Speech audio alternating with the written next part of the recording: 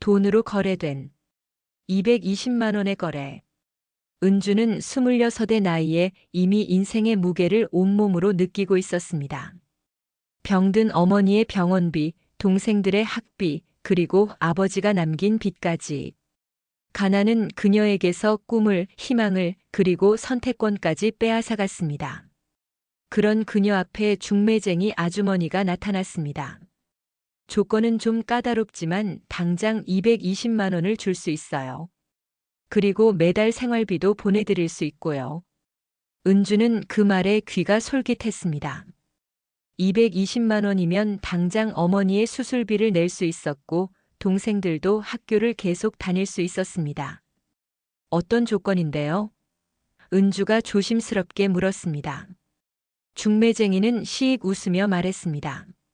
아들이 좀 특별해요. 정신적으로 좀 문제가 있다고 해야 하나? 하지만 집안은 부유하고 당신만 잘해주면 평생 편하게 살 수 있어요. 은주는 망설였습니다. 하지만 병원에서 울부짖는 어머니의 모습이, 학교를 그만두겠다던 동생들의 눈물이 떠올랐습니다. 그녀는 결국 고개를 끄덕였습니다. 자신의 인생을 220만 원에 팔아넘기는 순간이었습니다. 결혼식은 조촐했습니다. 낡은 예식장 구석에서 하객도 거의 없이 치러진 결혼식이었습니다. 신랑 민호는 30대 중반으로 보였지만 어딘가 멍한 표정을 짓고 있었습니다. 그는 결혼식 내내 고개를 숙인 채 말 한마디 하지 않았습니다.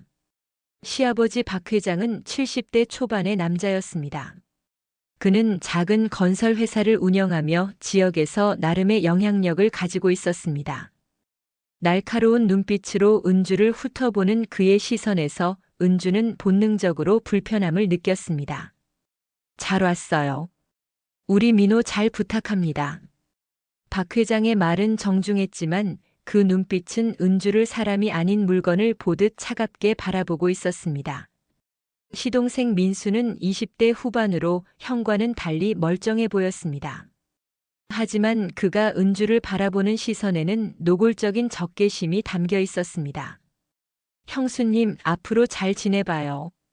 그의 말투는 비아냥거림으로 가득했습니다. 시댁으로 향하는 차 안에서 은주는 점점 불안해졌습니다. 이 결정이 정말 옳은 것이었을까? 하지만 이미 돈은 받았고 어머니는 수술을 받았습니다. 돌아갈 수 없었습니다. 시댁은 생각보다 컸습니다. 오래된 2층 주택이었지만 관리가 잘 되어 있었습니다. 하지만 집안의 분위기는 무거웠습니다.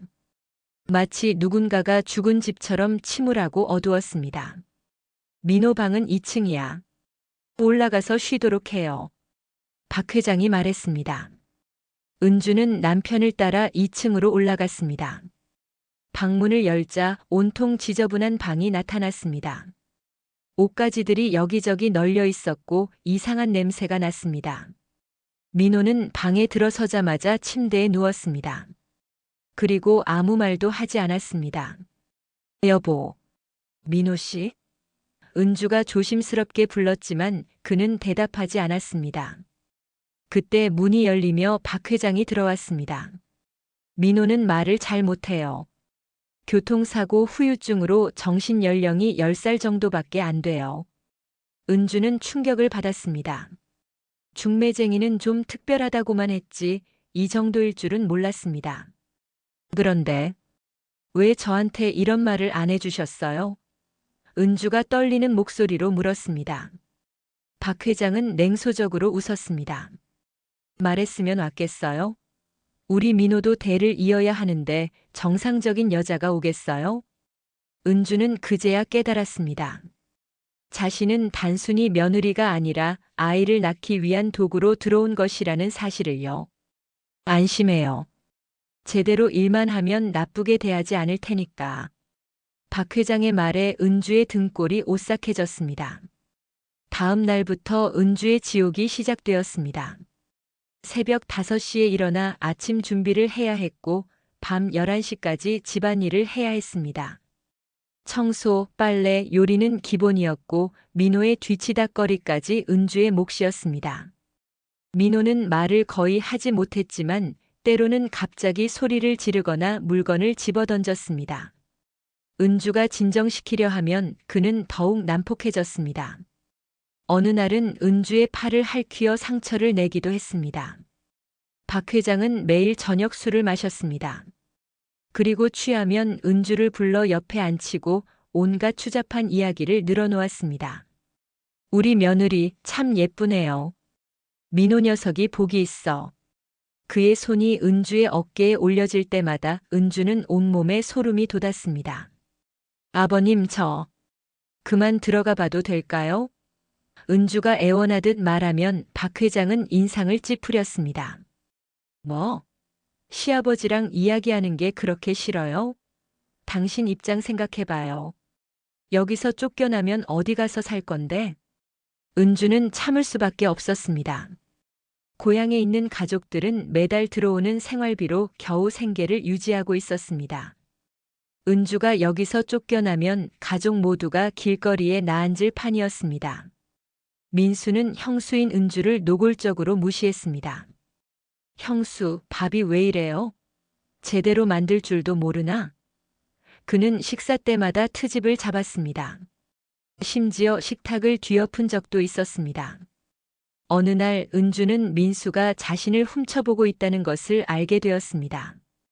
샤워를 할 때, 옷을 갈아입을 때 그는 몰래 문틈으로 은주를 지켜보고 있었습니다. 은주가 이 사실을 박 회장에게 말하자 그는 오히려 은주를 나무랐습니다. 민수가 그럴 리 없어요. 당신이 헛것을 본 거 아니에요? 아니면 일부러 꼬리를 쳐서 그런 거 아니고. 은주는 기가 막혔습니다. 피해자인 자신이 오히려 가해자 취급을 받고 있었습니다. 민수의 집착은 점점 심해졌습니다. 형수, 형이 당신한테 제대로 못해주잖아요. 나였으면 훨씬 잘해줄 수 있는데. 그는 아무도 없을 때면 이런 소리를 했습니다. 은주가 거부하면 그는 협박했습니다. 여기서 쫓겨나고 싶어요? 내가 아버지한테 당신이 나를 유혹했다고 하면 어떻게 될 것 같아요? 은주는 매일 밤 울었습니다. 이 집은 가정이 아니라 감옥이었습니다. 아니, 감옥보다 더 끔찍한 지옥이었습니다. 그녀는 인간으로서의 존엄을 조금씩 잃어가고 있었습니다. 결혼한 지 6개월이 지났을 무렵 은주는 우연히 충격적인 사실을 알게 되었습니다. 어느 날 밤 박 회장과 민수가 술을 마시며 나누는 대화를 엿듣게 된 것입니다. 아버지, 형수 정말 보기 좋네요. 매일 고생하는 모습이. 민수가 비웃듯 말했습니다. 박 회장이 낄낄거리며 답했습니다. 그래야지. 220만 원 주고 산 건데 제값을 해야지. 근데 형수가 눈치챌까요? 형이 정말로 아프지 않다는 걸? 민수의 말에 은주는 숨이 멎었습니다. 박 회장이 대답했습니다. 설마. 민호 녀석이 연기를 얼마나 잘하는데. 의사 진단서도 다 가짜로 만들었고. 은주는 믿을 수 없었습니다. 민호는 정말로 아픈 게 아니었습니다. 모든 게 연극이었습니다. 그렇다면 왜 이런 거짓말을 한 걸까요? 이제 슬슬 애를 가져야 할 텐데. 박 회장이 말했습니다. 상속 문제 때문에 민호 명의로 손자가 필요해요. 그래야 회사 지분을 지킬 수 있어요. 그럼 형수가 애를 낳으면요? 민수가 물었습니다. 박 회장은 잠시 침묵하다가 말했습니다. 그때쯤이면 쓸모가 없어지겠지. 적당히 돈 쥐어주고 내보내면 돼요. 은주는 온몸이 떨렸습니다. 자신은 단순히 아이를 낳기 위한 도구였던 것입니다. 아이를 낳으면 버려질 운명이었습니다. 분노와 배신감이 밀려왔습니다. 은주는 진실을 알아내기로 결심했습니다. 낮에 집에 아무도 없을 때 은주는 박 회장의 서재를 뒤지기 시작했습니다. 거기서 은주는 더욱 충격적인 사실을 발견했습니다. 서랍 깊숙이 숨겨진 파일에는 여러 여자들의 사진과 서류가 들어 있었습니다. 모두 은주처럼 가난한 집안 출신의 젊은 여자들이었습니다. 그리고 그들의 운명을 기록한 메모들이 있었습니다. 김순희 1995 아이 유산 후 정신병원 입원. 이미선 1998 아이 출산 후 실종. 박지영 2005년 아이 출산 후 교통사고 사망. 최수진 2010년 아이 유산 후 자살. 은주는 손이 떨렸습니다. 자신이 5번째라는 것을 깨달았습니다. 그리고 이전의 여자들은 모두 비극적인 결말을 맞았습니다. 이것은 단순한 가정 문제가 아니었습니다. 조직적인 범죄였습니다. 더욱 충격적인 것은 민수의 출생 기록이었습니다. 민수는 박 회장의 친아들이 아니었습니다. 1998년에 사라진 이미선의 아들이었습니다.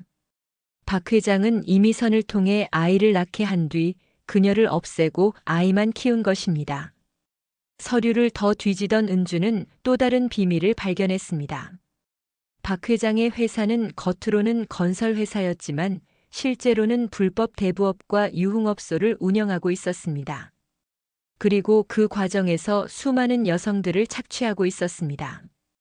은주는 이 모든 증거를 휴대폰으로 찍었습니다. 이제 알았습니다. 이 집은 단순한 지옥이 아니라 여성들을 착취하고 버리는 범죄 조직의 본거지였던 것입니다. 증거를 모은 은주는 자신을 이곳에 팔아넘긴 중매쟁이를 찾아갔습니다. 집에서 나올 때 은주는 몸이 아프다는 핑계를 댔습니다.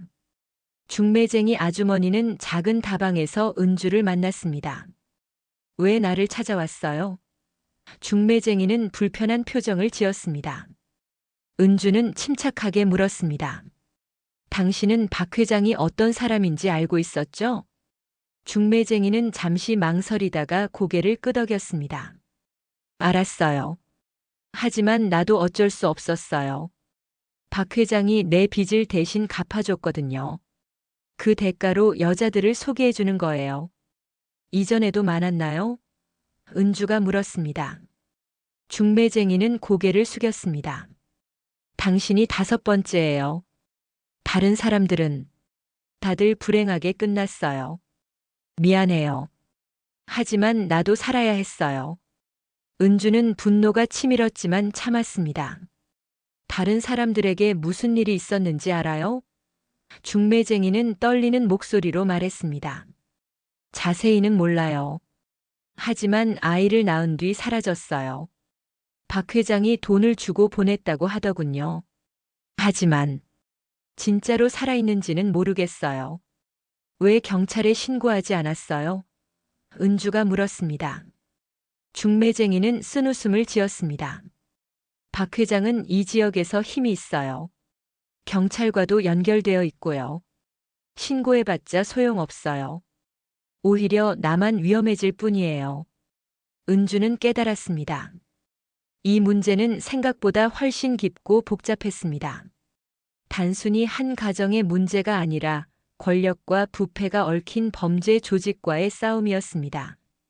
집으로 돌아온 은주는 민호를 따로 불렀습니다. 아무도 없는 방에서 은주는 민호에게 물었습니다. 당신은 정말로 아픈 게 아니죠? 민호는 놀란 표정을 지었습니다. 그리고 잠시 후 그는 천천히 고개를 끄덕였습니다. 어떻게 알았어요? 민호는 정상적인 말투로 물었습니다. 은주는 그동안 들었던 대화를 이야기했습니다. 민호는 한숨을 쉬었습니다. 미안해요.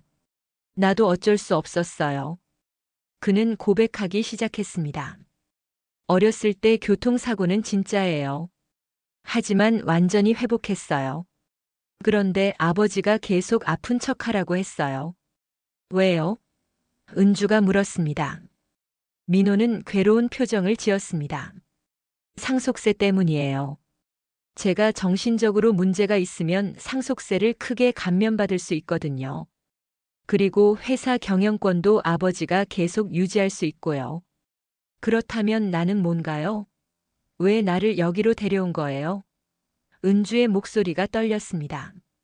민호는 대답하지 못했습니다. 은주가 다그쳤습니다. 아이를 낳게 하려는 거죠? 그리고 나를 버리려는 거죠? 민호는 고개를 끄덕였습니다.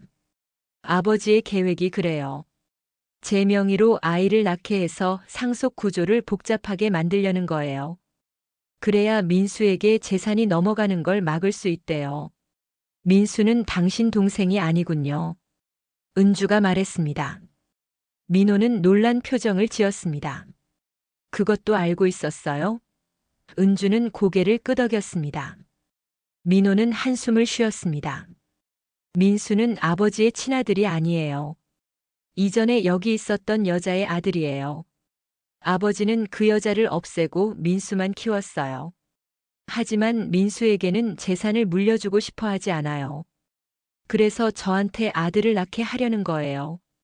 당신은 왜 거부하지 않았어요? 은주가 물었습니다. 민호는 무력한 표정을 지었습니다. 아버지가 무서워요. 저도 어렸을 때부터 학대를 받으며 자랐어요. 거부하면 저도 위험해져요. 은주는 민호가 피해자이기도 하다는 것을 깨달았습니다. 하지만 동시에 그는 공범이기도 했습니다. 그렇다면 이제 어떻게 할 거예요? 은주가 물었습니다. 민호는 잠시 생각하다가 말했습니다. 도와줄게요. 여기서 나가고 싶으면 도와줄게요. 나도 이 생활이 지겨워요. 은주는 민호를 바라보았습니다. 그의 눈에는 진심이 담겨 있었습니다. 하지만 문제는 민수였습니다. 그는 은주에 대한 집착이 날로 심해지고 있었습니다. 어느 날 밤 은주가 방에서 자고 있을 때 민수가 몰래 방에 들어왔습니다. 형수. 민수의 목소리에 은주는 깜짝 놀라 깼습니다. 뭐 하는 거예요? 은주가 소리쳤습니다. 민수는 술에 취해 있었습니다. 형수, 나는 진심이에요. 형보다 내가 훨씬 나아요. 은주가 소리를 지르려 하자 민수는 은주의 입을 막았습니다. 조용히 해요. 아버지가 들으면 안 돼요. 은주는 필사적으로 저항했습니다. 그때 방문이 열리며 민호가 들어왔습니다. 민수, 당장 나가. 민호가 소리쳤습니다. 민수는 형을 노려보았습니다. 형이 뭔데? 어차피 형은 제대로 된 남편도 못 해주잖아. 민호는 민수를 밀쳐냈습니다. 나가지 않으면 아버지한테 말할 거야. 민수는 비웃었습니다. 말해봐요. 어차피 아버지는 나보다 형을 더 싫어하잖아요. 하지만 결국 민수는 방에서 나갔습니다. 은주는 민호에게 고마움을 표했습니다. 그날 이후 은주는 민수가 더욱 두려워졌습니다. 그의 눈빛에는 광기가 서려 있었습니다. 은주는 하루빨리 이 집을 나가야 한다고 결심했습니다. 은주는 민호와 함께 탈출 계획을 세웠습니다. 하지만 쉽지 않았습니다. 박 회장은 은주의 모든 행동을 감시하고 있었고 외출도 자유롭지 못했습니다. 은주의 휴대폰도 검사당했습니다. 일단 증거를 더 모아야 해요. 민호가 말했습니다. 아버지의 범죄 증거를 확실하게 모아서 경찰에 제출해야 해요. 은주는 고개를 끄덕였습니다. 하지만 이 지역 경찰은 당신 아버지와 연결되어 있다고 했어요. 그렇다면 언론에 제보하는 게 나을 것 같아요. 민호가 제안했습니다. 큰 언론사의 증거와 함께 제보하면 아버지도 어쩔 수 없을 거예요. 은주와 민호는 조심스럽게 증거를 모으기 시작했습니다. 박 회장의 비리 증거, 이전 여자들의 실종 기록, 불법 사업 관련 서류들을 복사했습니다. 하지만 이 과정에서 실수를 하면 둘 다 위험해질 수 있었습니다. 어느 날 은주는 박 회장의 금고를 열 수 있는 비밀번호를 알아냈습니다. 금고 안에는 현금과 함께 더욱 충격적인 증거들이 들어 있었습니다. 이전 여자들의 사망 진단서, 위조된 서류들, 그리고 뇌물 관련 장부였습니다. 은주는 이 모든 것을 사진으로 찍었습니다. 이제 충분한 증거가 모였습니다. 하지만 문제는 어떻게 이 집에서 안전하게 빠져나가느냐는 것이었습니다. 하지만 불행하게도 박 회장이 은주와 민호의 계획을 눈치챘습니다. 어느 날 저녁 박 회장은 온 가족을 거실로 불렀습니다. 그의 표정은 차가웠습니다.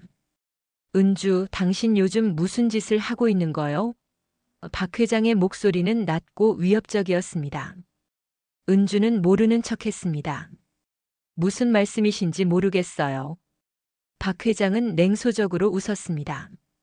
내 서재를 뒤진 거 알고 있어요. 감히 내 금고까지 열었다면서.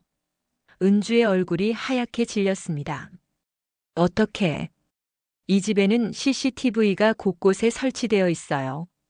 당신의 모든 행동을 지켜보고 있었어요. 박 회장이 말했습니다. 은주는 절망했습니다. 모든 계획이 수포로 돌아갔습니다.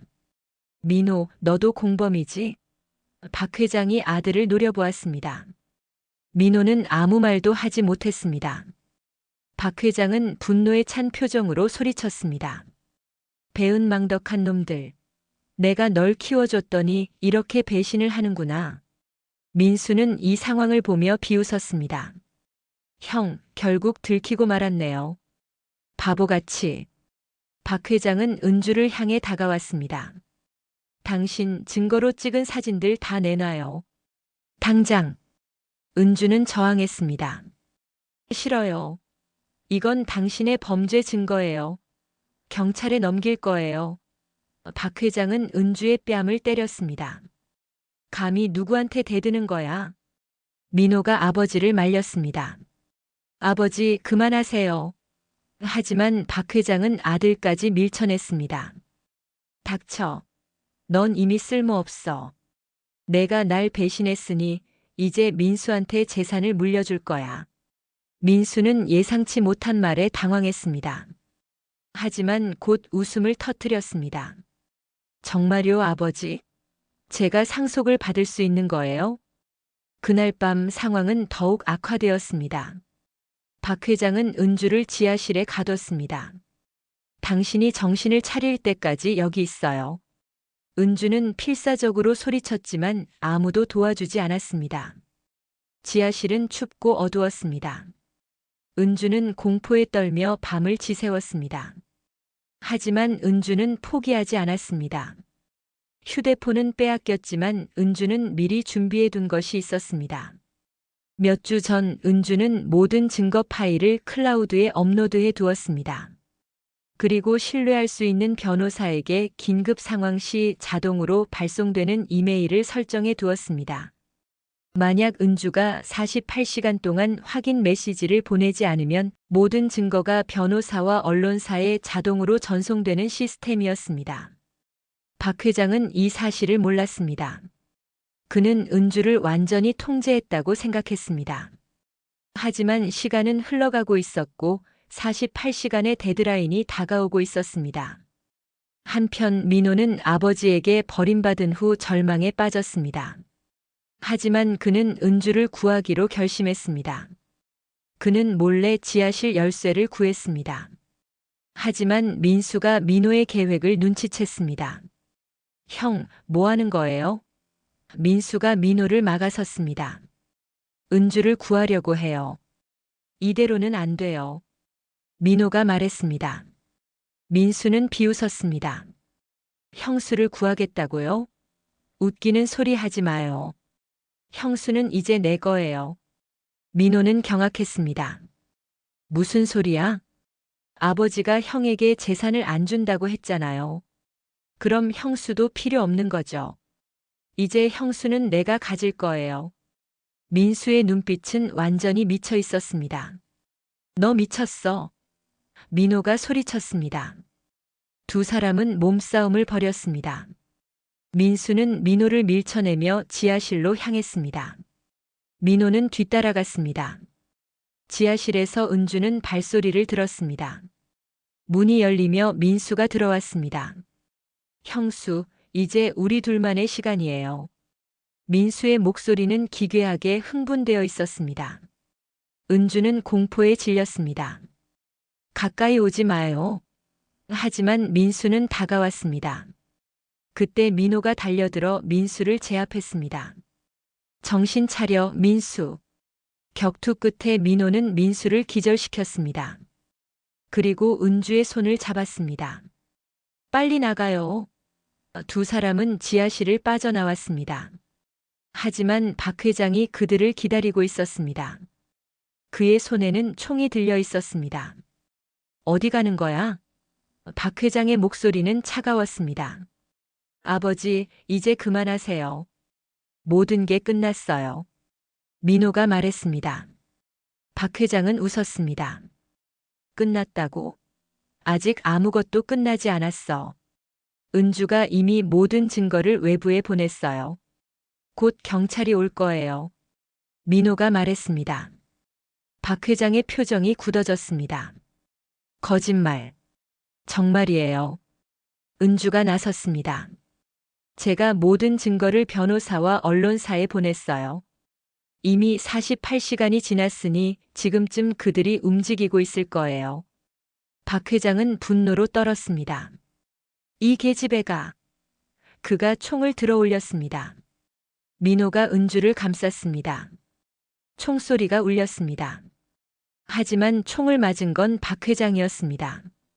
민수가 깨어나서 아버지를 쏜 것입니다. 아버지, 결국 저도 버리려고 했죠? 민수의 눈에는 눈물이 고여 있었습니다. 박 회장은 쓰러지며 피를 흘렸습니다. 민수야. 하지만 민수는 돌아서 버렸습니다. 저는 평생 사랑받고 싶었어요. 하지만 아버지는 저를 한 번도 아들로 대한 적이 없었어요. 곧 경찰이 도착했습니다. 변호사가 보낸 증거들로 인해 수사가 시작된 것입니다. 박 회장은 병원으로 이송되었고 그의 범죄가 모두 밝혀졌습니다.